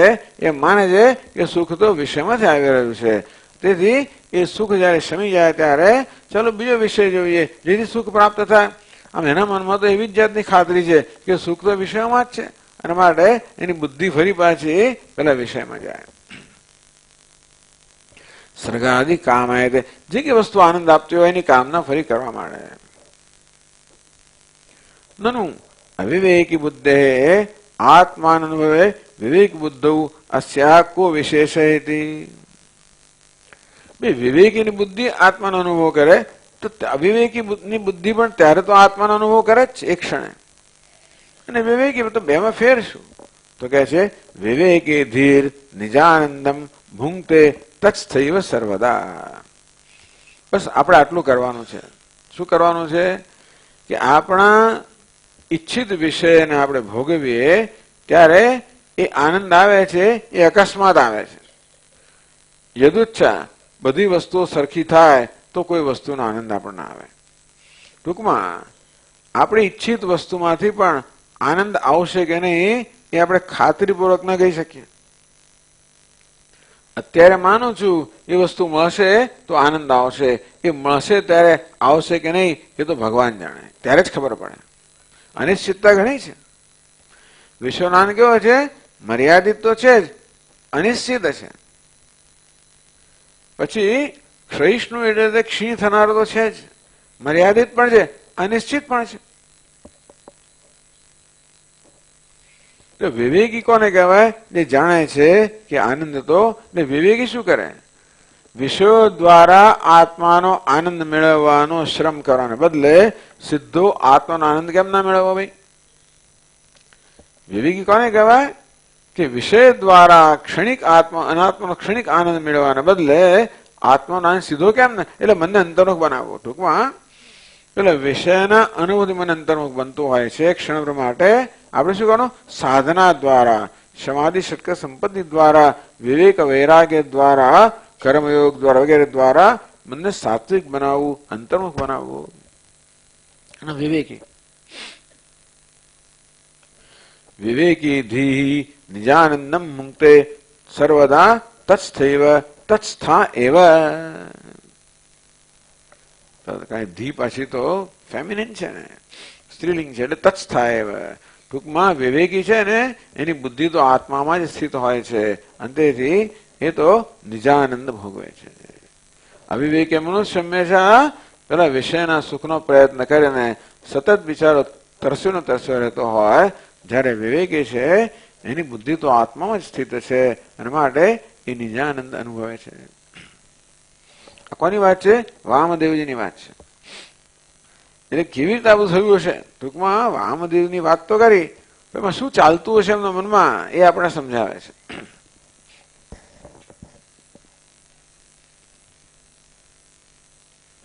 નિજાનંદ બોધ પ્રકારમાં. તો નિજાનંદ નો બોધ કેવી રીતે થાય, આત્મજ્ઞાન કેવી રીતે થાય એ સમજાવે છે 68મા શ્લોકમાં. હવે શ્લોકો પૂરા કરવા પડશે ભાઈ. હા, એટલે આરતી કરવી હોય તો જા, જન જવું હોય જાય. આ તો હવે શ્લોક નહીં તો આપણું પૂરું ના થાય પાછી. એટલે હવે એટલે માણસને આરતી વધારે અગત્યની લાગે છે. એટલે ટૂંકમાં આના કરતા આરતી વધારે. એટલે કેવી જાતનું આ મગજ ચાલે છે ને. કયો આનંદ શું છે? તો જે એમાં વધારે આનંદ મળી આપણે કરીએ. એટલે જેને આ શ્રવણનો એક આનંદ છે અને બીજો પેલો એનો આનંદ છે. એટલે હવે આ નક્કી કરવાનો વિવેક આપણે વાપરવાનો નહીં. તો 68મા શ્લોકમાં કહે છે વિષયે દુઃખ જાતમ યત તદ્વીક્ષ્યા પક્ષપાતતઃ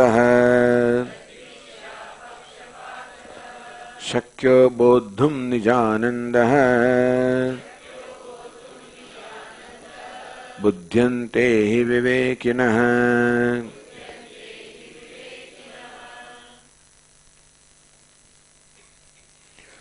વિષયે યદ દુઃખ જાતમ, તો પાછું વૈરાગ્ય કેવી રીતે?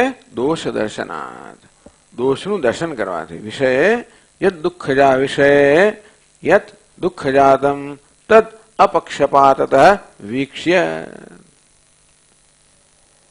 કોઈ પક્ષપાત વગર, એટલે ટૂંકમાં વિષયમાંથી જે સુખ આવે છે એનો કોઈ આસક્તિ વગર, પક્ષપાત વગર, પૂર્વગ્રહ વગર એનું વિશ્લેષણ કરવું જોઈએ.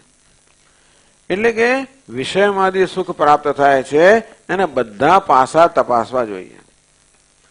બાકી આપણે સામાન્ય માણસ પક્ષપાતી હોય, સુખ તરફ જ જુએ, વિષયમાંથી જે સુખ મળે એ જુએ, પરંતુ એને માટે શું કિંમત ચૂકવવી પડે છે એ ના જુએ, બધું ના જુએ, બધા પાસા એક સાથે ન તપાસ. અપક્ષપાતતા એટલે નિષ્પક્ષ રહીને. તો વિષયને આપણે તુષ્કારતા નથી, તિરસ્કારતા નથી. યહી સંસ્પર્શયા ભોગા દુઃખયોન એવ તે આદ્યંતવંતઃ કૌંતેય ન તેષુ રમતે બુધ. ભગવાન કે આ વિષયમાં જે સુખ મળે છે અર્જુન સમજ કે એ તો દુઃખની જીવોની છે, એમાં સર્વત્ર દુઃખ જ ભરેલું છે. કે છે દુઃખ જાતમ, દુઃખ નો સમૂહ આખો રહેલો છે. જાત એટલે સમૂહ. દુઃખ રાશિમ, અનેક પ્રકારના દુઃખ રહેલા છે.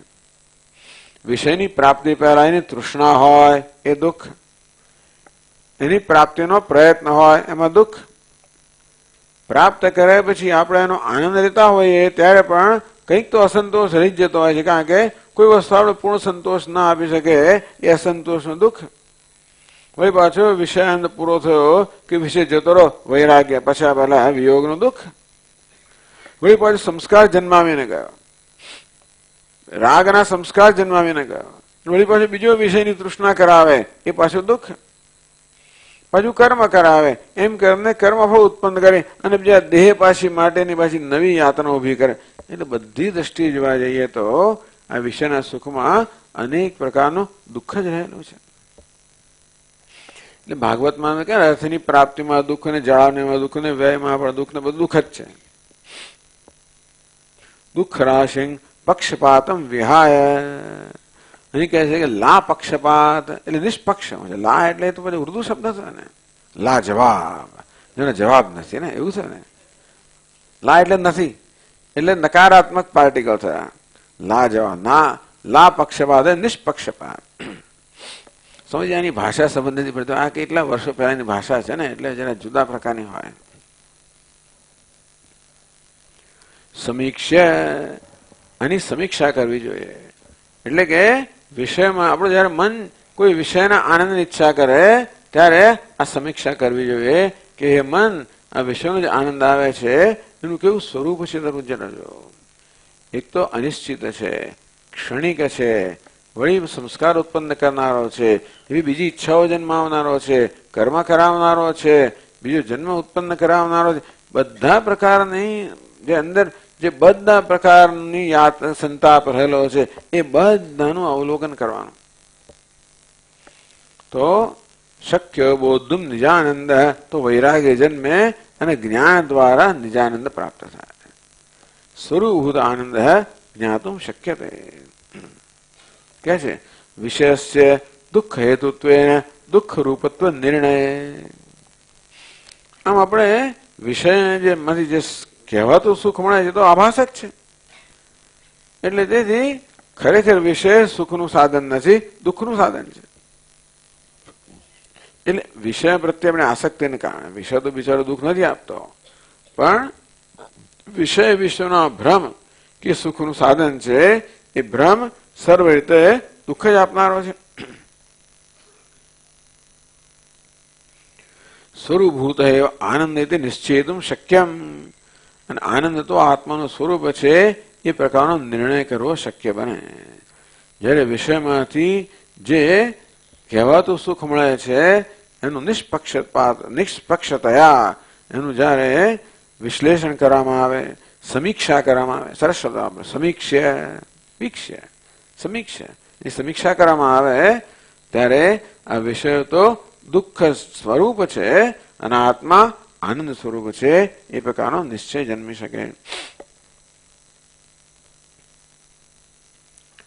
એવું કોઈને જ્ઞાન થયું છે તો કે હા, આત્મન આનંદ રૂપત્વે વિવેકી અનુભવમ પ્રમાણયતે. આત્મા આનંદ સ્વરૂપ છે એમાં વિવેકી નો અનુભવ છે, વિવેક જ્ઞાની નો અનુભવ પ્રમાણિત કરે છે.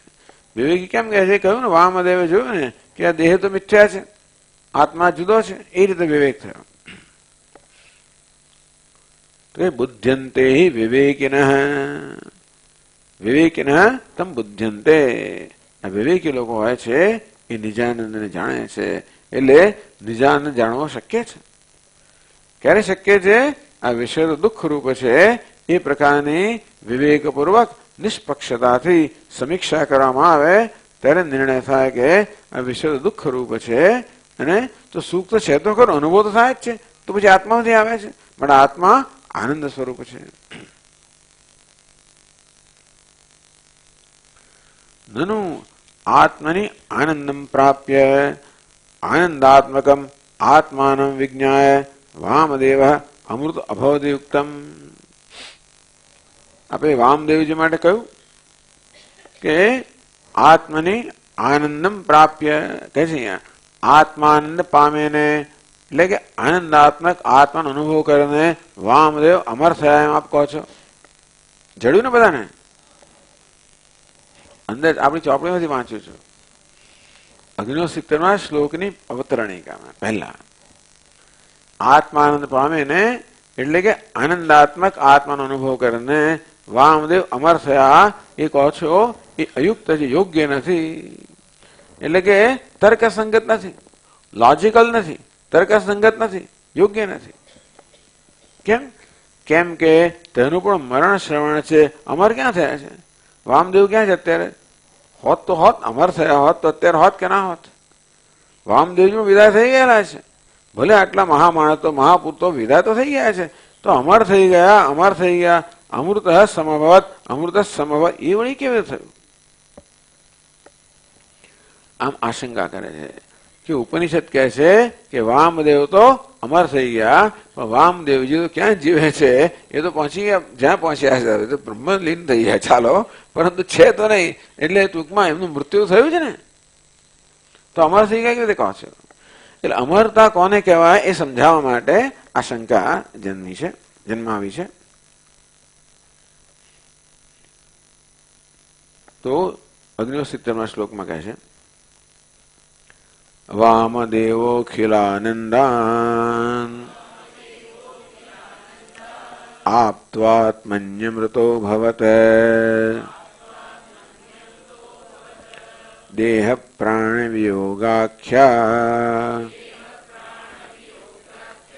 મૃતિશ્ચિદ વસ્તુનો નહીં.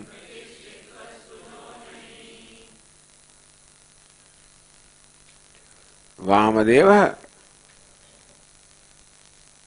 આત્મને અખિલ આનંદાન આપવા અમૃત અભવત.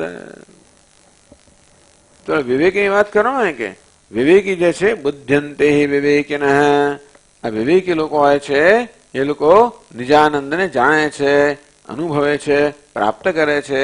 તો વામદેવજી વિવેકી હતા, પણ એમણે પણ નિજાનંદ પ્રાપ્ત કર્યો હતો. વામદેવ અખિલ આનંદાન આપવા. કેમ બહુવચન વાપરે આનંદ માટે? કારણ ગયો ને સોસ્મૃતે સર્વાન કામાન, એ પણ ગયો ને ત્યાં કામાન લખ્યું છે. ઉપનિષદના વાક્યની અંદર પણ બહુવચનનો પ્રયોગ છે. વિદ્વાન, હા, સર્વાન કામાન આપવા, એ કામનો અર્થ આનંદ કર્યો. સર્વાન કામાન આપવા, સર્વાન આનંદાન આપવા, એટલે બધા આનંદને પ્રાપ્ત કરીને. આત્મની પ્રાપ્ત, બહારથી નથી મળ્યું. આત્મની પોતાનામાં જ, પોતાના અંતઃકરણમાં જ સર્વ એટલે કે અનંત આનંદને પ્રાપ્ત કરીને અમૃત અભવત, એ ત્યારે જ અમર બની ગયા. અમર બની ના ગયા, અમર હતા એ જ અમર તાના એ સ્વામી બન્યા. અમર બન્યા હોત તો તકલીફ વાળી વાત છે. અમર બન્યું એટલે શું? મર્ત્ય હતો એ અમર બન્યો. અથ મર્ત્યો મૃતો ભવતી, એવું કહે છે. અથ મર્ત્યો અમૃતો ભવતી. આ મર્ત્ય એટલે શું? મૃત્યુને અધીન. જે મૃત્યુને અધીન છે અમર બની ના શકે.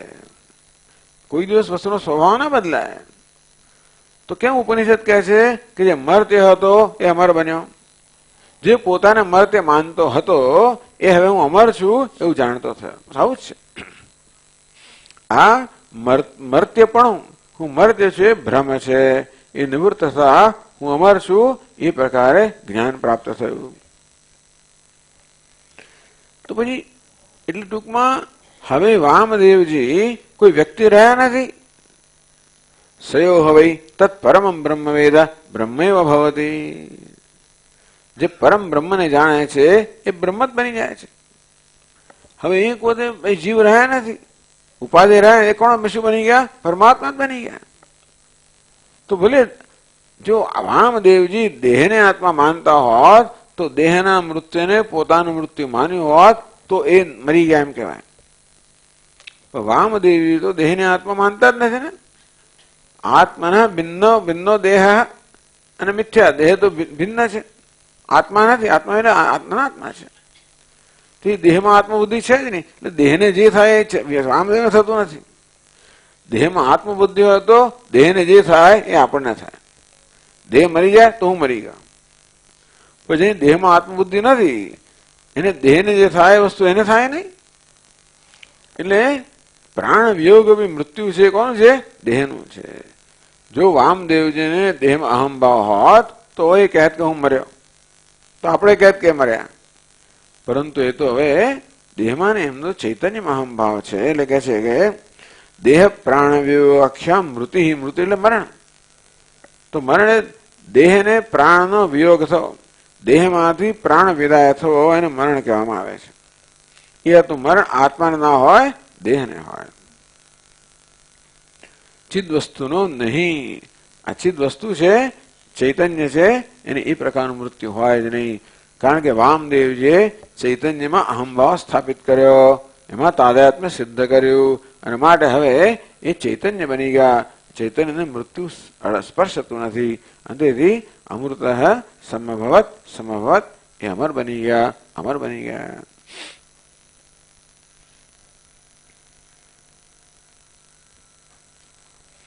આ પ્રકારે આખો આ જે બીજો અધ્યાય છે એની ચર્ચા અહીંયા પૂરી થઈ. આવતીકાલથી ત્રીજો અધ્યાયનો પ્રારંભ થશે. ઓમ પૂર્ણમદ પૂર્ણમિદમ પૂર્ણાત પૂર્ણમુદચ્યતે પૂર્ણસ્ય પૂર્ણમાદાય પૂર્ણમેવાવશિષ્યતે. ઓમ શાંતિ શાંતિ શાંતિ. શંકરં શંકરાચાર્યં કેશવં બાદરાયણં સૂત્રભાષ્યકૃતૌ વંદે ભગવन्तौ પુનઃ પુનઃ. ઈશ્વરો ગુરુરાત્મેતિ મૂર્તિભેદવિભાગિને વ્યોમવદ્વ્યાપ્તદેહાય દક્ષિણામૂર્તયે નમઃ. ઓમ શાંતિ શાંતિ શાંતિ. હરિ ઓમ. શ્રી ગુરુભ્યો નમઃ. હરિ ઓમ.